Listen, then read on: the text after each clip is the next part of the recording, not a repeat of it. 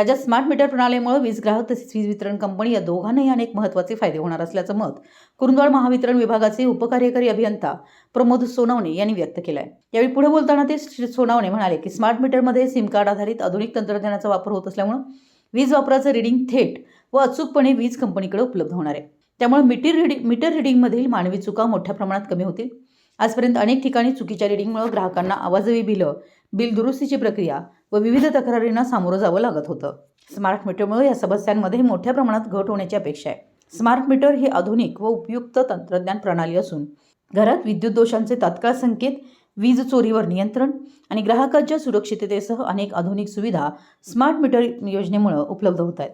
त्यामुळे ग्राहकांनी कोणत्याही गैरसमजाला बळी न पडता स्मार्ट मीटर बसवून महावितरणला सहकार्य करावं असं आवाहन कुरुंदवाड विभागाचे उपकार्यकारी अभियंता प्रमोद सोनवणे यांनी केलं आहे। दरम्यान सकाळी 9 वाजल्यापासून ते सायंकाळी 5 वाजेपर्यंत वापर होणाऱ्या वीज युनिटवर 85 पैसे प्रति युनिट सवलत देखील मिळणार असल्याचं अभियंता सोनवणे यांनी सांगितलं।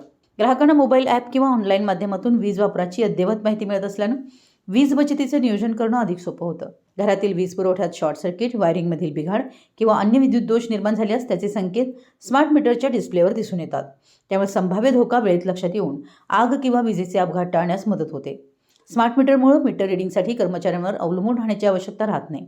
तसेच मीटरमध्ये छेडछाड किंवा अनियमितता झाल्यास त्याची माहिती तात्काळ महावितरणकडे पोहोचते।